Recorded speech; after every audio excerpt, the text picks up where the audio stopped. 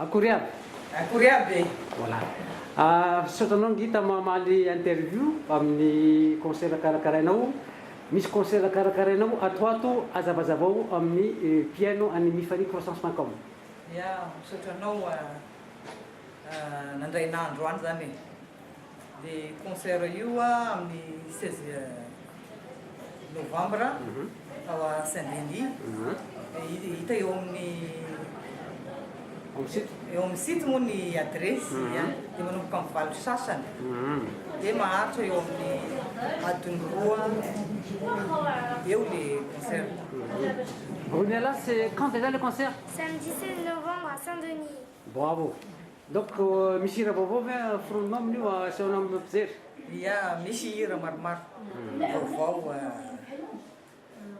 hoatolotry ny mpijery ary ny fanomanana moa zao dia efa ao anatin'le fanaovana azy mafana dia mafana ary hiezaka ny hanome ny soa sy ny tsara avy ety aminay amin'ny fotoana io. Iza no musicien mi-accompagner anao amin'io? Ataontsika vary amin'anana ilay izy. Ia, Régis Kizavo.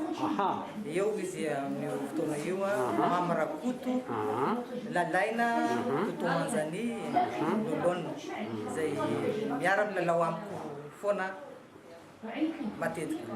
Matetika ny olona manontany rehefa misy concert reny misy sakafo tsakitsaky ao amin'io? Ia, mazava ho azy. Ia, tsy maintsy misy sakafo malagasy amin'io andro. Mamy Brunety no alalan'ny olona anao nefa tatoato anao lasa ngita mba hazava amin'ny olona nahatonga an'ilay anarana.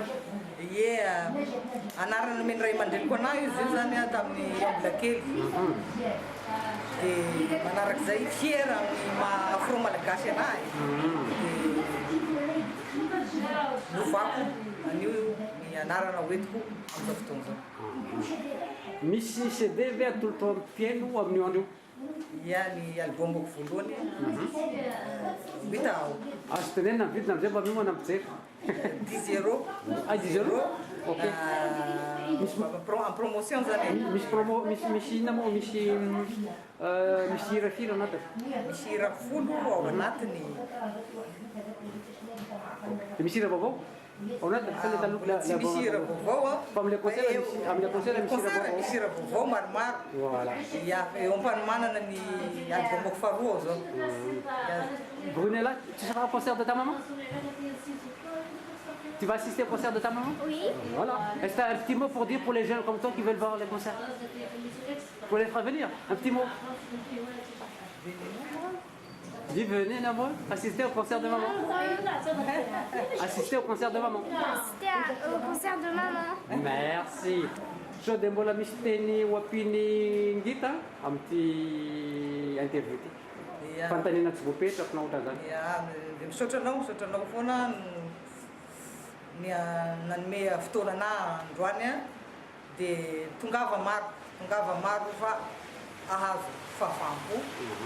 Dia ela velona ny muzika malagasy. Ia.